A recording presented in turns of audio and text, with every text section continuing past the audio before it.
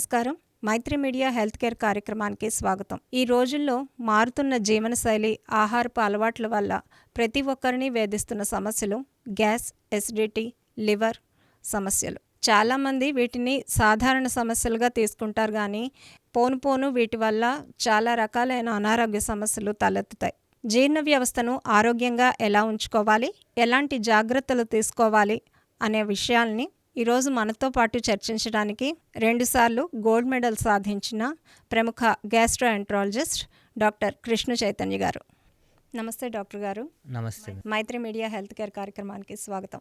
Sir, ముందుగా మీ గ్యాస్ట్రోఎంట్రాలజిస్ట్గా మీ ప్రస్థానం చెప్పండి. నా పేరు డాక్టర్ బొబ్బిలి కృష్ణ చైతన్య. సో మాది సొంతూరు విజయనగరమే. విజయనగరం దగ్గర గొడియాడ గ్రామం, గంట్యాడ మండలం కింద మాది సొంతూరు. సో నేను చిన్నప్పటి నుంచి ప్రస్తుతం 10th క్లాస్ వరకు నేను విజయనగరంలోనే చదువుకున్నా. తర్వాత ఎంబీబీఎస్ కోసం నేను కంబైన్డ్ రాష్ట్రంలో ఉస్మానియా మెడికల్ కాలేజ్ హైదరాబాద్లో నా ఎంబీబీఎస్ కంప్లీట్ చేశాను.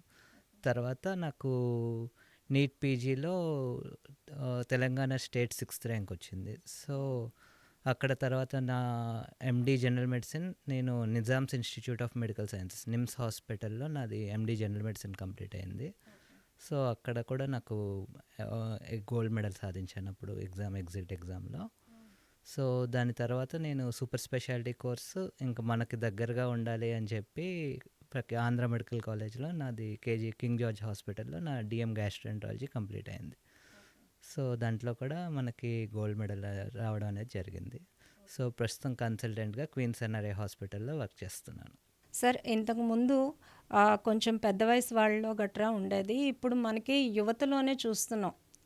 గ్యాస్ కానీ, ఎసిడిటీ కానీ, ఫ్యాటీ లివర్ కానీ, ఇలాంటి సమస్యలన్నీ ప్రధానంగా యువతలోనే స్టార్ట్ అయిపోతున్నాయి. దీనికి అసలు కారణం ఏంటి?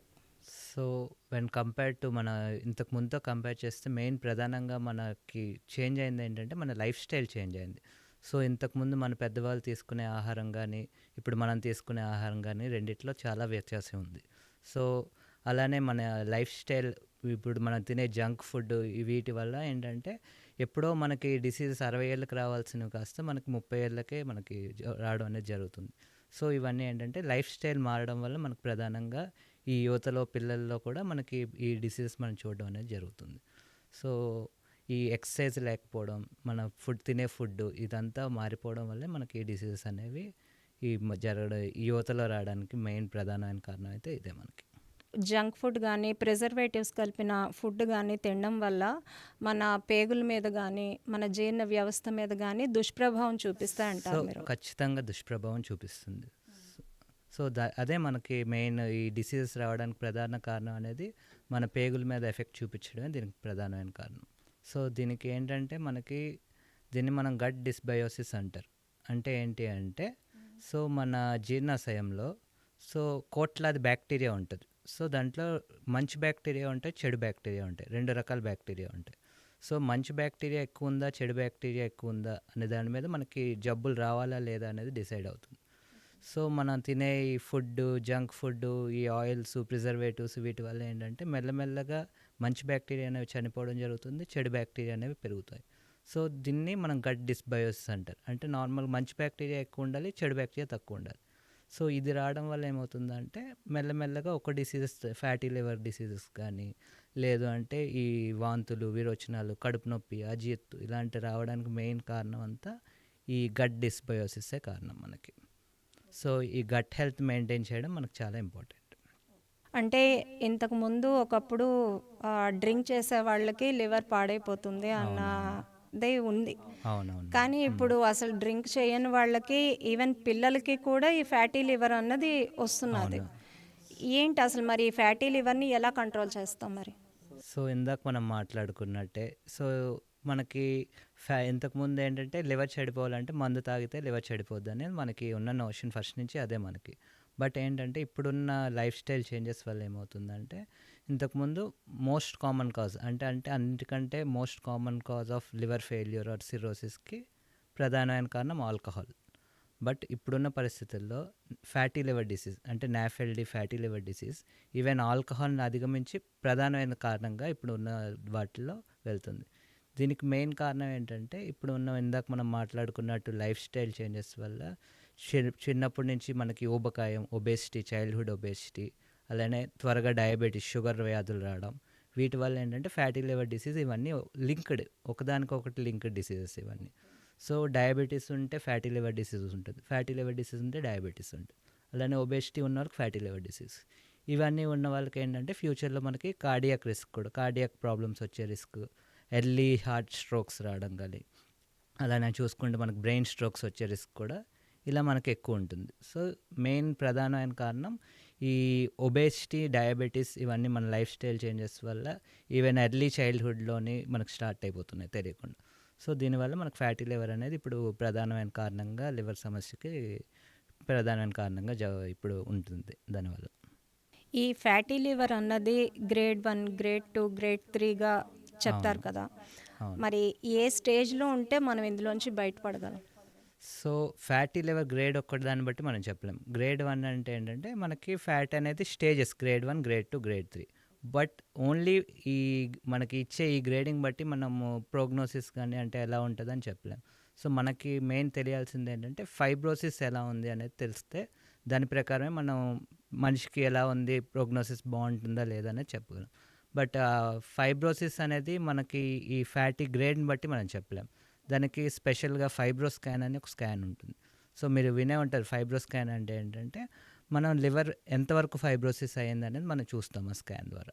సో, గ్రేడ్ 3 ఉన్న వాళ్ళకి అలా ఫైబ్రోసిస్ వచ్చే రిస్క్ ఇంకా ఎక్కువ ఉంటుంది. సో, దాన్ని బట్టి మనం రిస్క్ ఎక్కువ ఉందని చెప్పగలం గానీ, సో, గ్రేడ్ 3 ఉన్నంత మాత్రాన ఫైబ్రోసిస్ ఉందని అయితే చెప్పలేం. బట్ రిస్క్ అయితే ఎక్కువ ఉంటుంది గ్రేడ్ 3 ఉన్న వాళ్ళకి. బట్ వన్ గుడ్ థింగ్ ఏంటంటే ఫ్యాటీ లివర్ డిసీజ్ గురించి ఏంటంటే బిఫోర్ అసలు ఫైబ్రోసిస్ రాలేదు అంటే ఈవెన్ మనకి గ్రేడ్ 3 ఫ్యాటీ లివర్ ఉన్నా కానీ 100% రివర్సిబుల్ అది.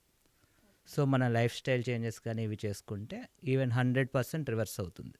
సో, అది good thing. So, at any age, any point of time మనకి ఛాన్స్ ఉంది అది రివర్స్ చేసుకునే ఛాన్స్. బట్ మనకి ఫైబ్రోసిస్ సెట్ అయ్యి స్టార్ట్ అయ్యి అది సివియర్ ఫైబ్రోసిస్ అంటే ఏంటంటే లివర్ గట్టిపడుతుంది. సో, గట్టిపడితే ఏమవుతుందంటే మెల్లమెల్లగా దాని ఫంక్షన్ అనేది తగ్గిపోతూ వస్తుంది. సో, తగ్గిపోయి దాని లివర్ ఫెయిల్యూర్ అయ్యే ఛాన్సెస్ ఉంటాయి. సో, లివర్ గట్టిపడడం స్టార్ట్ అవ్వకముందు మనము 100% రివర్స్ చేయొచ్చు. బట్ గట్టిపడడం స్టార్ట్ అయిన తర్వాత ఏమవుతుందంటే ఆ రివర్సిబిలిటీ అనేది తగ్గిపోతుంది. ఇంతకుముందు 100% ఉన్నది 100% అవ్వదు, 90%, అలా మెల్లమెల్లగా దాని ఫంక్షన్ అనేది తగ్గుతూ ఉంటుంది. సో, ఫైబ్రోసిస్ రాకముందు మనం ఎంతవరకైనా 100% రివర్స్ చేసుకునే ఛాన్స్ అయితే ఉంది. సో, ఇలాంటి లక్షణాలు ఏమున్నా ఉన్నా కానీ ఫ్యాటీ లివర్ రిపోర్ట్స్ తీసుకుంటే దాన్ని మనం లైట్ తీసుకునే ప్రాబ్లం కాదు. ఒకసారి వచ్చి ప్రాపర్ గ్యాస్ట్రోఎంట్రాలజిస్ట్ దగ్గర ఎవాల్యుయేట్ చేసుకోవాలి. అసలు ఏ స్టేజ్లో ఉంది డిసీజ్ ఏంటి అనేది, దానికి ప్రాపర్ గైడెన్స్ ఉంటే దానికి తగ్గట్టు మనం డైట్ కానీ మన లైఫ్ స్టైల్ కానీ మార్చుకోవచ్చు. సార్, ఇప్పుడు మీరు ఫైబ్రో స్కాన్ అన్నారు కదా సార్, ఇది అసలు ఎక్కడ అవైలబిలిటీ ఉంటుంది, ఎలా చేస్తారు? ఇందాక చెప్పాను ఫైబ్రో స్కాన్ అంటే ఏంటంటే మన లివర్ ఫైబ్రోసిస్ ఉందా లేదా అని తెలుసుకోవడానికి ఫైబ్రో స్కాన్ అనేది వాడతాం మనం ప్రధానంగా. సో, ఈ ఫైబ్రో స్కాన్కి వచ్చే ముందు మనకి గుర్తుపెట్టుకోవాల్సింది ఏంటంటే మినిమం ఫాస్టింగ్ ఒక 4 hours అన్నా ఖాళీ కడుపున ఉండాలి స్కాన్ చేయించుకోవాలంటే. అది కంపల్సరీ. అదేంటంటే లేదంటే రిజల్ట్స్ కొంచెం ఆల్టర్ అయ్యే ఛాన్సెస్ ఉంటాయి. సో, ఫాస్టింగ్ వస్తే రిజల్ట్స్ కరెక్ట్ ఉంటాయి.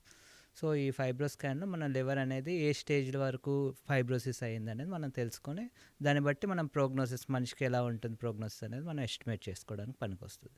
అలా మనం పెట్టిన ట్రీట్మెంట్ రెస్పాన్స్ అవుతుందా లేదా అనేది మానిటర్ చేసుకోవడానికి కూడా ఈ ఫైబ్రో స్కాన్ అనేది యూజ్ అవుతూ ఉంటుంది. సో, ఈ ఫైబ్రో స్కాన్ ప్రస్తుతానికైతే మన క్వీన్స్ ఎన్ఆర్ఐ హాస్పిటల్లో మంత్లీ వన్స్ ఆర్ ట్వైస్ జరుగుతుంది, అవైలబుల్ ఉంటుంది. సో, ఎవరికైనా మన రిక్వైర్మెంట్ ఉంటే ఖచ్చితంగా వచ్చి మన ఫైబ్రో స్కాన్ మన విజయనగరంలో క్వీన్స్ ఎన్ఆర్ఐ హాస్పిటల్లో అందుబాటులో ఉంది. సో, అంటే డైలీ కాదు, మంత్లీ వన్స్ ఆర్ ట్వైస్ మనకి చేస్తున్నాం అది. సో, మనకి వచ్చి ఈ అవకాశాన్ని సద్వినియోగం చేసుకోవచ్చు కావాలనుకుంటే. సార్, మన రోగ నిరోధక శక్తికి, మన పేగుల ఆరోగ్యానికి, గట్ హెల్త్కి ఏమైనా సంబంధం ఉందా? సో, 100% మన ఇమ్యూనిటీ అనేది డిపెండ్ అయ్యేది మన గట్ హెల్త్ బట్టి. సో, ఎలా అంటే ఇందాక మనం మాట్లాడుకున్నట్టయితే మైక్రోబ్స్ ఉంటాయని చెప్తున్నాను నేను మన గట్లో. సో, జీర్ణవాహికలో కోట్లాది మైక్రోబ్స్ ఉంటాయి. సో, ఈ మైక్రోబ్స్ బట్టి ఏమవుతుందంటే మనకి ఇమ్యూనిటీ అనేది లో ఉందనుకోండి, తక్కువ ఇమ్యూనిటీ ఉంటే అప్పుడు ఈ బ్యాడ్ బ్యాక్టీరియా ఇందాక మనం ఏదైతే అనుకున్నామో అది కాస్త ఈ గట్ వాల్ నుంచి, అంటే మన పేగు ఒక వాల్ నుంచి లోపల మనకి రక్తనాళాల ద్వారా లివర్లోకి వెళ్ళిపోతాయి. లివర్లోకి వెళ్ళిపోయి లోపల ఇన్ఫెక్షన్స్ వచ్చే ఛాన్స్ ఉంటాయి, లివర్ యాప్సిస్ లాగా. సో మొత్తం ఒక బాడీ అంతా ఒక ఇన్ఫ్లమేటరీ స్టేట్లోకి వెళ్ళిపోతుంది. సో మనకి ఎప్పుడైతే ఈ చెడు బ్యాక్టీరియా ఎక్కువైపోతే ఈ బాడీ లోపల ఇన్ఫెక్షన్స్ వచ్చేసి మనకి బాడీ అంతా ఒక ఇన్ఫ్లేమ్డ్ స్టేట్లోకి వెళ్ళిపోయి ఒక క్రైసిస్లోకి వెళ్ళిపోతుంది బాడీ.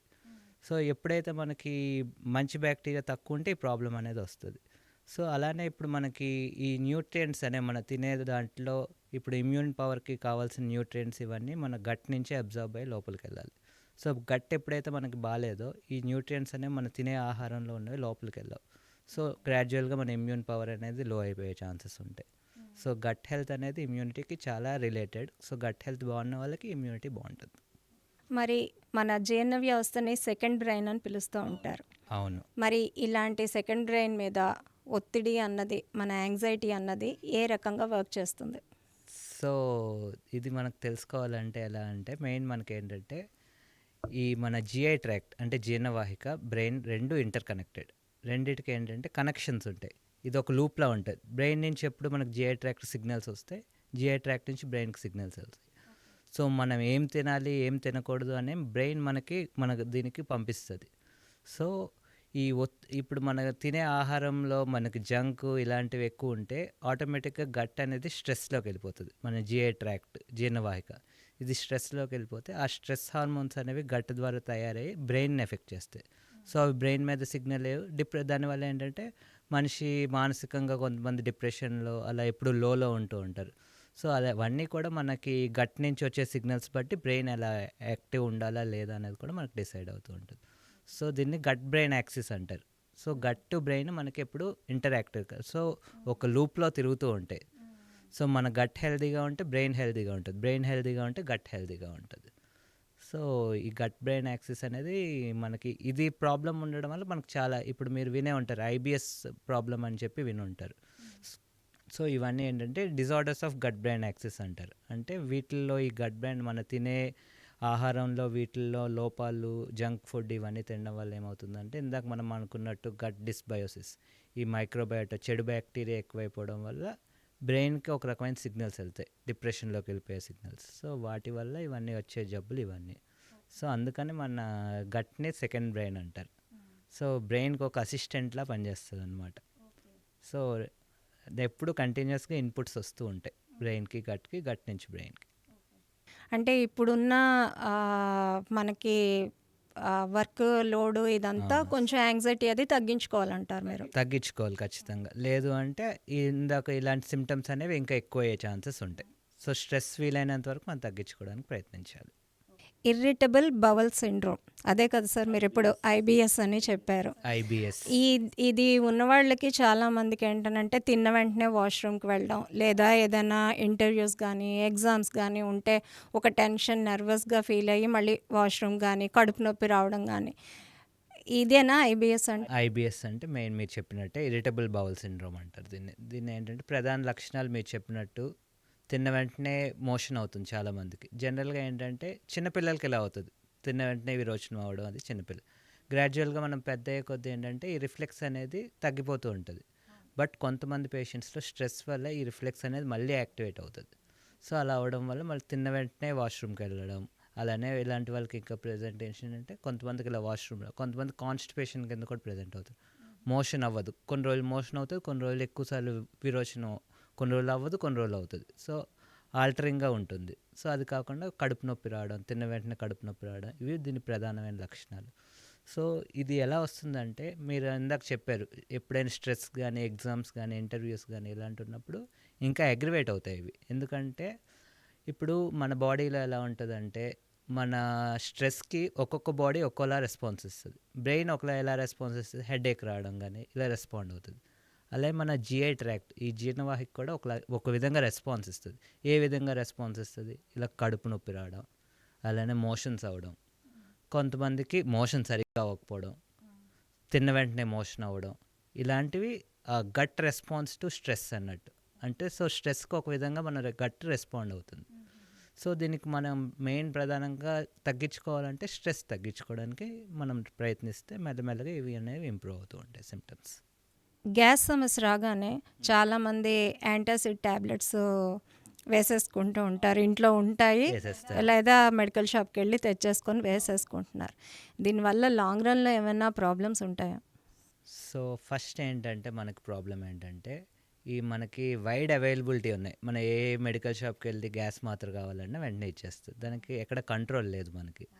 సో దీనికి ఏంటంటే ఈ గ్యాస్ట్రిక్ సమస్యలు ఏవైతే ఉన్నాయో దానికి రావడానికి చాలా కారణాలు ఉంటాయి. జీఆర్డి అంటారు, అంటే రిఫ్లెక్స్ డిసీజ్, తిన్నది పైకి వచ్చినట్టు. కొంతమందికి పెప్టిక్ అల్సర్ డిసీజ్ ఉంటుంది. అలా కాకుండా కొంతమందికి ఏంటంటే క్యాన్సర్లు కూడా ఇలాగ మనకి గ్యాస్ట్రిక్ సమస్యల్లో ఉంటాయి. సో ఏదైతే కారణం ఉందో మనకు కారణం కరెక్ట్గా ఐడెంటిఫై చేయకుండా ఇలా మాత్రలు వేసుకుంటే అసలు ప్రాబ్లం నన్ను మిస్ అయ్యే ఛాన్సులు ఉంటాయి. సో ఫర్ ఎగ్జాంపుల్ ఇప్పుడు మనకి ఒక పేషెంట్కి మనకి గ్యాస్ట్రిక్ క్యాన్సర్ ఉండి ఇలా కడుపులో మంట ఇలాంటి సమస్యలతో బాధపడుతుంటే ఆయన ఒక 2-3 నెలలు ఇలా మాత్రలు వేసుకొని ఆ టెంపరీగా దాన్ని రిలీఫ్ ఇచ్చేస్తే, సో మనకి రియల్ ప్రాబ్లం అక్కడ గ్యాస్ట్రిక్ మ్యాలిగ్నెన్సీ అంటే గ్యాస్ట్రిక్ క్యాన్సర్. సో అది ఆ 2-3 నెలలు అది వేరే చోటకి స్ప్రెడ్ అయిపోయి ఫైనల్ స్టేజ్కి వెళ్ళిపోయే ఛాన్సులు ఉంటాయి. సో మనకి ప్రాబ్లం ఐడెంటిఫికేషన్ లేట్ అయిపోతుంది ఫస్ట్. రెండో థింగ్ ఏంటంటే లాంగ్ టర్మ్లో ఇలా పీపీఐస్ కానీ గ్యాస్ ట్యాబ్లెట్లు కానీ తీసుకోవడం వల్ల కొంతమందికి ఏంటంటే విరోచనాల ప్రాబ్లమ్స్ ఉంటాయి. అలానే కొంచెం B12 డెఫిషియన్సీస్, బోన్స్ వీక్ అయ్యే సమస్యలు ఉంటాయి. సో ఏదైనా కానీ ఎవరికైతే రిక్వైర్మెంట్ ఉందో వాళ్ళకి మనము నిజంగా రిక్వైర్మెంట్ ఉంటే అడ్వైస్ చేస్తాం PPI long term bet. So నిజంగా ఉందో లేదో మన డెసిషన్ తీసుకోకుండా ఒక గ్యాస్ట్రోఎంట్రాలజిస్ట్ సంప్రదించి మన కారణం ప్రాబ్లం ఏదైతే ఉందో దాన్ని కరెక్ట్గా ఐడెంటిఫై చేసి వాళ్ళ నుంచి సలహా తీసుకుంటే మంచిది. సో ఓవర్ ద కౌంటర్ ఇలా మనం తీసుకోవడం వల్ల ఏమవుతుందంటే దాని సైడ్ ఎఫెక్ట్స్ ఉంటాయి. అది కాకుండా ఏంటంటే మనం అసలు సమస్యను మిస్ అయిపోయే ఛాన్సులు ఉన్నాయి. అవును. సో ఇది ఇప్పుడు మీరు అన్నారు కదా సార్ క్యాన్సర్ అని. లివర్ క్యాన్సర్ కానీ, కొలన్ క్యాన్సర్ కానీ డాక్టర్ని దగ్గరికి కన్సల్ట్ చేయడానికి ఏదైనా మనకి ముందు లక్షణాలు ఏం కనిపిస్తాయి? సో లివర్ క్యాన్సర్ అనేది మనకి లక్షణాలు అంటే ప్రధానంగా ఎలా ప్రజెంట్ అవ్వచ్చు అంటే కొంతమంది కడుపు నొప్పితో ప్రజెంట్ అవుతారు. సివియర్ మనకి రైట్ సైడ్ వస్తుంది కడుపు నొప్పి. సో కడుపు నొప్పి సివియర్గా రావడం. అలానే మెయిన్ ప్రధానమైన లక్షణం ఏంటంటే వెయిట్ లాస్, బరువు తగ్గిపోతారు. సో అన్ఇంటెన్షనల్ వెయిట్ లాస్ అంటారు. అంటే మనం ఇంతకు ముందులానే ఆహారం తీసుకున్నా కానీ బరువు తగ్గిపోతున్నాం. సో దాన్ని వెయిట్ లాస్ అవ్వడం. అలానే ఆకలి లేకపోవడం. సో ఇలాంటి లక్షణాలు ఉండొచ్చు. అలానే కొంతమంది ఎలా ప్రజెంట్ అవుతారంటే కడుపు పొంగిపోతుంది వాటర్ పట్టేసి. సో ఇలాంటి లక్షణాలు ఏమైనా ఉన్నా కానీ ఇవి లోపల ఉన్న మన కొంతమందికి ఇంకా మనకి కామెర్లతో కూడా ప్రజెంట్ అవ్వచ్చు, పచ్చ కామెర్లా ప్రజెంట్ అవ్వచ్చు. సో ఇవన్నీ డిఫరెంట్ ప్రజెంటేషన్స్. ఇవి కాకుండా కొంతమంది అసలు సిమ్టమ్స్ ఉండవు. ఇన్సిడెంటల్గా మనం ఏదో వేరే కారణంగా అల్ట్రాసౌండ్ చేస్తే లోపల లివర్ క్యాన్సర్ ఉంటుంది. సో కొన్నిసార్లు ఒక సిమ్టమ్స్తో ప్రజెంట్ అవుతారు, కొన్నిసార్లు సిమ్టమ్స్ లేకుండా కూడా ప్రజెంట్ అవ్వచ్చు, మనకి ఇన్సిడెంటల్గా కూడా తెలియవచ్చు. అలానే మీరు ఇంకా కొలాన్ క్యాన్సర్ గురించి అడిగారు. సో కొలాన్ క్యాన్సర్ కూడా ఇందాక మనం చెప్పుకున్నట్టు బరువు తగ్గడం, ఆకలి వేయకపోవడం.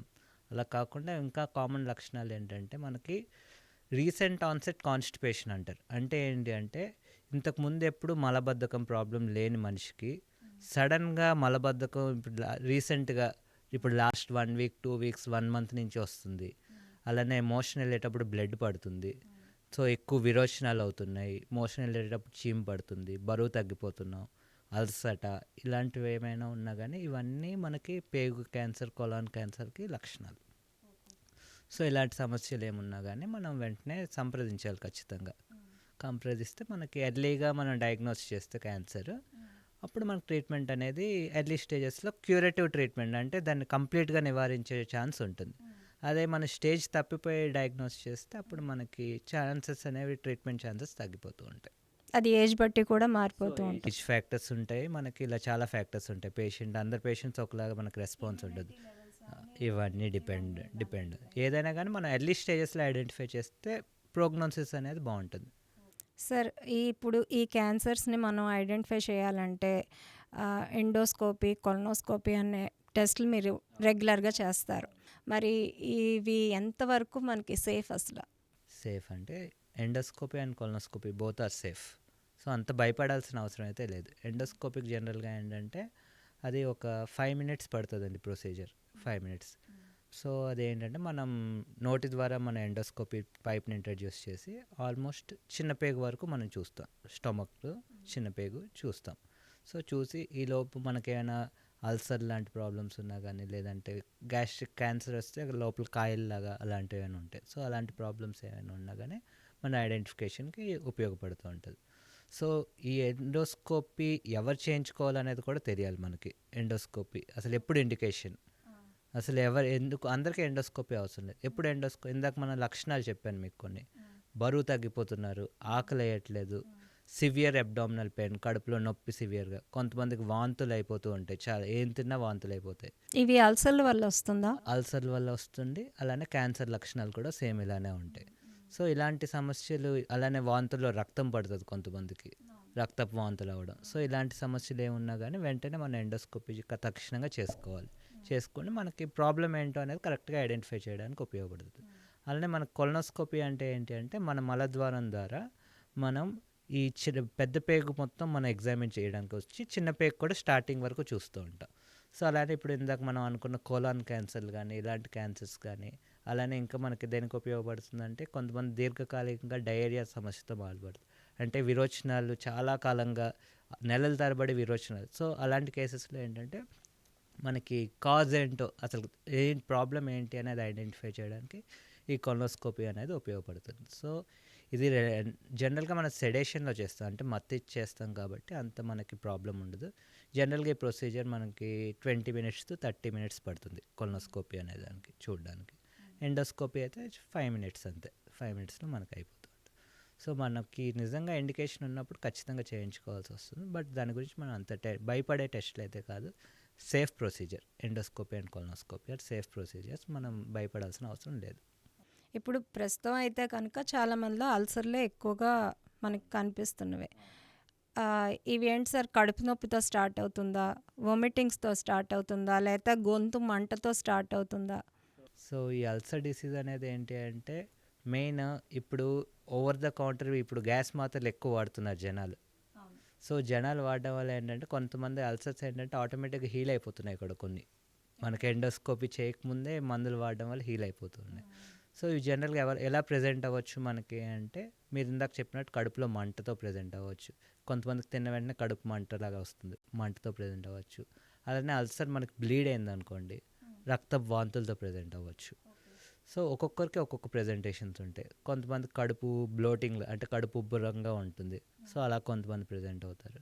సో ఒక్కొక్క కేసుని బట్టి ప్రజెంటేషన్స్ మారుతూ ఉంటాయి.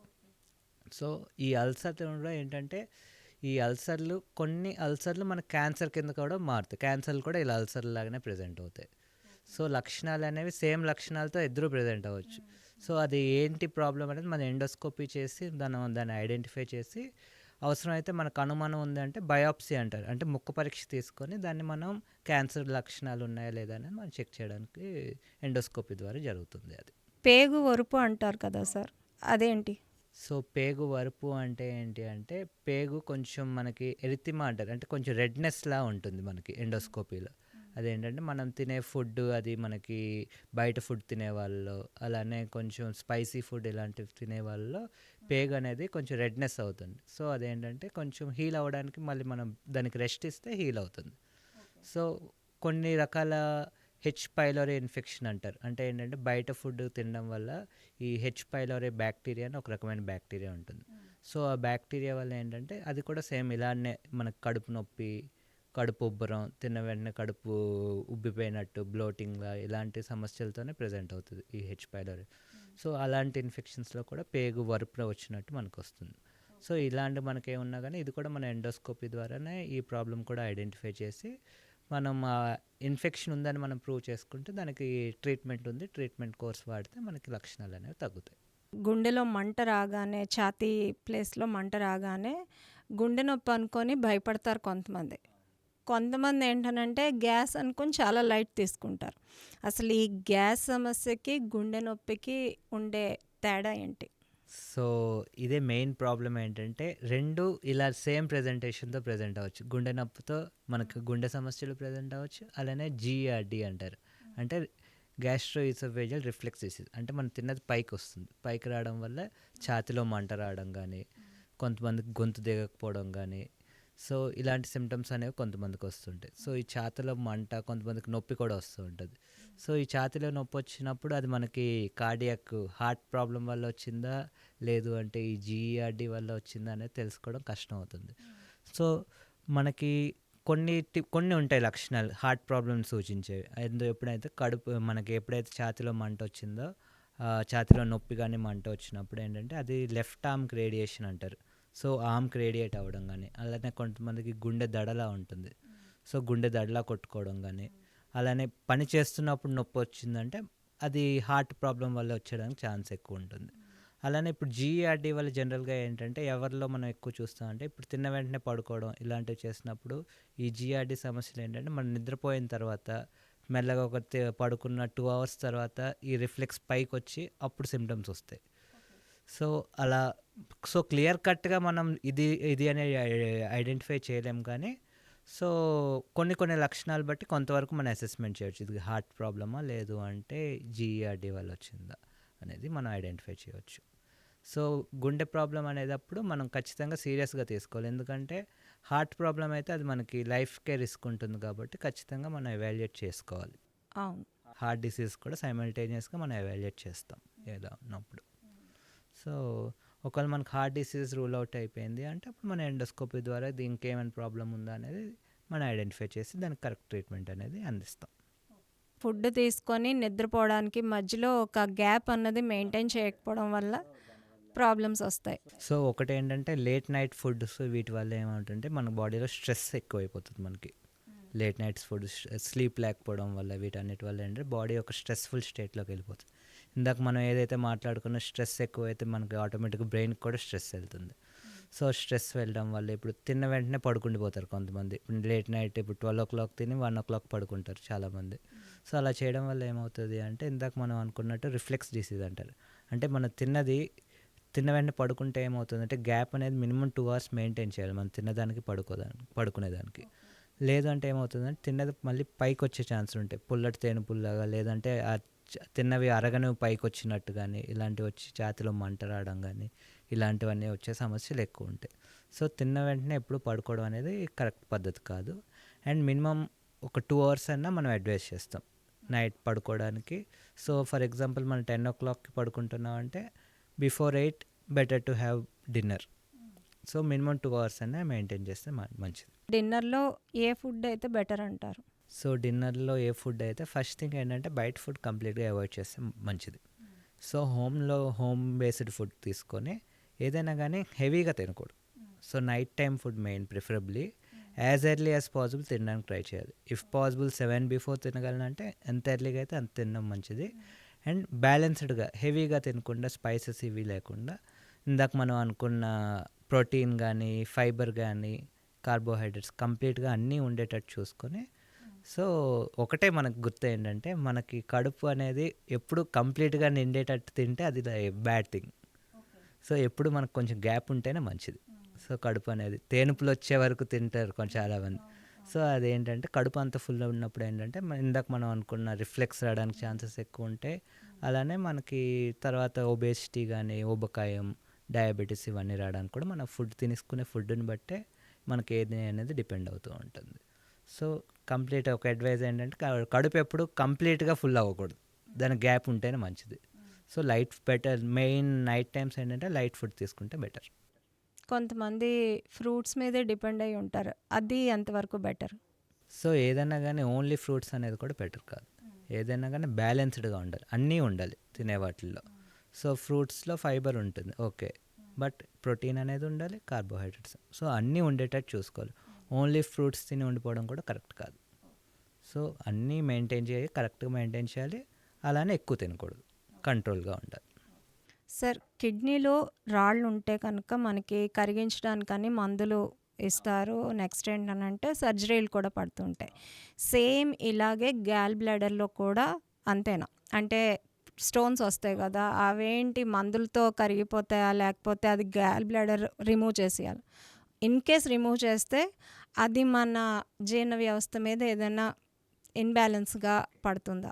ఫస్ట్ ఈ గాల్ బ్లాడర్ స్టోన్స్ అనేది ఎవరికి వస్తాయంటే మెయిన్ థింగ్ ఏంటంటే మనం మోస్ట్ కామన్ ఏంటంటే మిడిల్ ఏజ్డ్ ఫిమేల్ అంటే 40s అలా ఉన్న ఫిమేల్స్, కొంచెం ఓవర్ వెయిట్ ఉన్న ఫిమేల్స్, ఎక్సర్సైజ్ తక్కువ చేసే ఫిమేల్స్, ఇలాంటి వల్ల ఏంటంటే మనకి గాల్ స్టోన్స్ వచ్చే రిస్క్ ఎక్కువ ఉంటుంది. సో ఈ గాల్ స్టోన్స్ అనేవి ఏంటంటే చాలా 2 విధాలుగా ప్రజెంట్ అవ్వచ్చు. ఒకటి ఏంటంటే ఇన్సిడెంటల్ ఫైండింగ్ అంటారు. అంటే మనం ఏదో వేరే రీజన్ కోసం మనం స్కాన్ చేస్తే గాల్ స్టోన్స్ ఉన్నాయని తెలుస్తుంది కొంతమంది. ఇంకొంతమంది ఏంటంటే కడుపు నొప్పి, ఇది ఎలా ప్రజెంట్ అవ్వచ్చు, కడుపు నొప్పి వస్తుంది, తిన్న తర్వాత కడుపు నొప్పి రావడం, ఇలా కూడా మనకి గాల్ స్టోన్స్ ప్రజెంట్ అవ్వచ్చు. సో ఎసిమ్టమాటిక్ గాల్ స్టోన్స్ అంటే దానివల్ల మనకి ఏం ప్రాబ్లం లేదు, ఇన్సిడెంటల్గా దొరికినప్పుడు ఏంటంటే అందరికీ ఆపరేషన్ చేయాల్సిన అవసరం ఉండదు.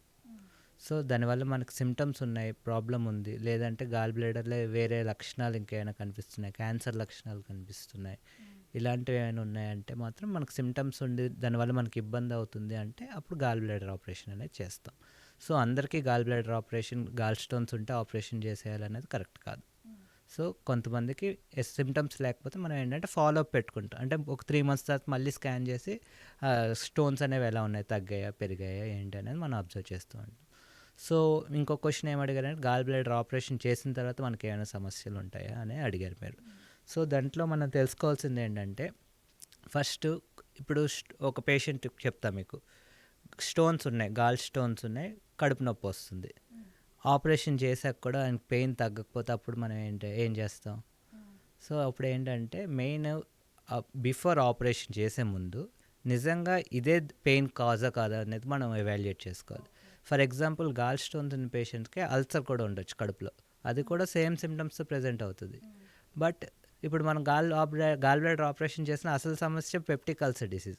సో ఆ సమస్యను మనం ట్రీట్ చేయలేదు కాబట్టి ఈవెన్ ఆఫ్టర్ ఆపరేషన్ కూడా ఆయనకు పెయిన్ అలానే ఉంటుంది, రికవరీ రాదు, రిలీఫ్ రాదు. సో నిజంగా మనకి ఆపరేషన్కి వెళ్ళే ముందు కూడా ఇవన్నీ వేరే కారణాలు ఇంకేమైనా ఉన్నాయని కూడా మనం చెక్ చేసుకోవాల్సి వస్తుంది. సో నిజంగా ఇప్పుడు గాల్ బ్లాడర్ సమస్య మనకు ఆపరేషన్కి, గాల్ బ్లాడర్ వల్ల మనకు ప్రాబ్లం అవుతుంది అంటే ఆపరేషన్ చేస్తాం. ఆపరేషన్ చేయడం వల్ల ఏంటంటే పెద్దగా మెయిన్ ఈ గాల్ బ్లాడర్ తీసేయడం వల్ల జీర్ణ వ్యవస్థలో మేజర్గా అయితే ఎఫెక్ట్ ఏమి ఉండదు. సో మన ఈ పేగ్ అనేది కాంపన్సేట్ చేసేసుకుంటుంది దానికి. సో దానివల్ల అయితే మేజర్గా అయితే మన జీర్ణ వ్యవస్థ మీద ఎఫెక్ట్ అయితే ఏం చూపించదు. సో అన్లెస్ మనకి ఏంటంటే గాల్ బ్లాడర్ ఆపరేషన్ చేసినప్పుడు ఏమైనా కాంప్లికేషన్ వస్తే తప్ప, సో సర్జరీ వల్ల కాంప్లికేషన్ వస్తే తప్ప, సర్జరీ కరెక్ట్గా అయిపోయి బాగానే అయిపోయి కాంప్లికేషన్స్ లేకపోతే దానివల్ల జీర్ణ వ్యవస్థ మీద అయితే ఏం ఎఫెక్ట్ అనేది ఎక్కువ అయితే ఏముండదు. ప్యాంకియాట్రైటిస్ అని అంటారు కదా సార్, ప్యాంక్రియాటైటిస్ ఇది ఏంటి సార్? తీవ్రమైన కడుపు నొప్పి వచ్చేది, ఈ ప్రాబ్లం ఏంటి? ఈ మధ్య కాలంలో ఎక్కువగా వినిపిస్తున్నది. సో ప్యాంక్రియాటైటిస్ అనేది ఏంటి అంటే ఇక్కడ మెయిన్ మన ప్యాంక్రియాస్ అనేది ఉంటుంది మనకి. ఇక్కడ ప్యాంక్రియాస్ అనేది మన పొట్టలో, మన స్టమక్ కింద ప్యాంక్రియాస్ అనేది ఉంటుంది. సో ఆ ప్యాంక్రియాస్ పని ఏంటంటే బాడీలో మన తిన్నదానికి అరగడానికి కావాల్సిన రసాయనాలు తయారు చేసేది ప్యాంక్రియాస్. అలానే బాడీలో ఇన్సులిన్ అంటారు, ఇన్సులిన్ అంటే షుగర్ కంట్రోల్ చేసేది. సో అది తయారు చేసేది ప్యాంక్రియాస్. ఈ ప్యాంక్రియాస్ అనేది డ్యామేజ్ అవ్వడం వల్ల మనకు ప్యాంక్రియాటైటిస్ అనేది వస్తుంది. సో ఈ ప్యాంక్రియాటైటిస్ అనేది రావడానికి ప్రధాన కారణాలు ఏంటి అంటే, ఒకటి ఆల్కహాల్, మందు తాగడం వల్ల, రెండవది స్మోకింగ్. సో స్మోకింగ్, టొబాకో ఇవన్నీ కూడా మనకి ప్యాంక్రియాటైటిస్ రావడానికి కారణాలు. ఇది కాకుండా కొంతమందికి జన్యుపరంగా కూడా ప్యాంక్రియాటైటిస్ జన్యుపరంగా ప్రాబ్లం ఉండడం వల్ల చిన్నపిల్లల్లో కూడా చాలామందికి మనం ప్యాంక్రియాటైటిస్ ప్రాబ్లం అనేది చూస్తూ ఉంటాం. సో వాళ్ళకి రీజన్ మెయిన్ ఏంటంటే జెనెటిక్ రీజన్స్ అవి. సో జన్యుపరంగా మనకు ప్యాంక్రియాస్లో లోపాలు ఉండడం వల్ల ఈ ప్యాంక్రియాటైటిస్ అనే ప్రాబ్లం రావచ్చు. సో ఈ ప్యాంక్రియాటైటిస్ ప్రాబ్లం మనం ఎప్పుడు ఎలా ఐడెంటిఫై చేయొచ్చు అంటే, మెయిన్ కడుపు నొప్పి, తీవ్రమైన కడుపు నొప్పి వస్తుంది. కడుపు నొప్పి వచ్చి కొంచెం ఆ నొప్పి ఎలా ఉంటుంది అంటే మనం కొంచెం లీన్ అయితే, అంటే బెండ్ అయితే కొంచెం పెయిన్ రిలీఫ్ అయ్యేటట్టు అనిపిస్తుంది. అలానే ఈ కడుపు నొప్పితో పాటు వాంతులు అవుతూ ఉంటాయి, చాలా సివియర్ వాంతులు అవుతూ ఉంటాయి. అలానే కొంతమంది కాన్స్టిపేషన్, మలబద్ధకం కూడా, పేగులు అంటే స్టన్ అయిపోయి కదలక మోషన్ అవ్వదు. సో ఇలా కడుపు ఉబ్బరంగా అయిపోతుంది. సో ఇలాంటి సమస్యలు, తీవ్రమైన కడుపు నొప్పి వచ్చి మందు తాగే వాళ్ళ మెయిన్ ఇలాంటి సమస్యలు ఉంటే అది ప్యాంక్రియాటైటిస్ అయ్యే ఛాన్సెస్ ఉంటాయి. సో అలాంటప్పుడు మనం తక్షణంగా మనం హాస్పిటల్లో కన్సల్ట్ అయ్యి దానికి అప్రోప్రియేట్ ట్రీట్మెంట్ తీసుకోకపోతే మాత్రం అది ప్రాణానికి కూడా డేంజర్ అయ్యే ఛాన్సెస్ ఉంటాయి. ఓకే. సో కరెక్ట్గా ఐడెంటిఫై చేస్తే అన్ని కడుపు నొప్పులు ఒకటి కాదు. సో కడుపు నొప్పి అనగానే దీనికి కూడా మనం గ్యాస్ మాత్ర వేసుకొని మనం చేస్తే అసలు ప్రాబ్లం మనం ఐడెంటిఫై చేయలేం. సో ప్రాబ్లం ఏంటి అనేది మనం కరెక్ట్గా ఐడెంటిఫై చేస్తే దానికి మనం ట్రీట్మెంట్ అనేది కరెక్ట్గా ఇవ్వచ్చు. సో ప్రాబ్లం డయాగ్నోసిస్ అనేది ఇంపార్టెంట్. సార్ ఫైనల్లీ మన జీర్ణ వ్యవస్థ, మన గట్ హెల్త్ కానీ, మన లివర్ కానీ ఎప్పుడూ హెల్తీగా ఉంచుకోవాలంటే మీరిచ్చే ఒక 3 సూచనలు ఏంటి? 3 సూచనలు అంటే మనకు మెయిన్ ఒకటి ఏంటంటే మన నోరుని కంట్రోల్ పెట్టుకోవాలి first thing. So healthy diet అనేది మనకు చాలా ఇంపార్టెంట్. మనం ఏం తింటున్నాం అనేది దాన్ని బట్టి మన గట్ హెల్త్ అనేది డిపెండ్ అవుతూ ఉంటుంది.